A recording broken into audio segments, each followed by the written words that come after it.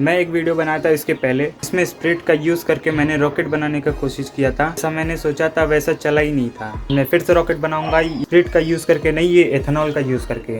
तो चलाने के लिए मैंने ब्यूटेन गैस को यूज़ किया था, लेकिन आज के वीडियो में ये 3.7 वोल्ट जनरेटर यूज़ करूँगा जो हाई वोल्टेज निकालता है इधर से। बॉटल को तो उड़ा दूंगा मैं, मतलब रॉकेट बना के। तो उससे पहले सब्सक्राइब कर दो भाई चैनल को, जितने भी लोग सब्सक्राइब नहीं किए हो। और इसको थोड़ा सा मिक्स कर देता हूँ।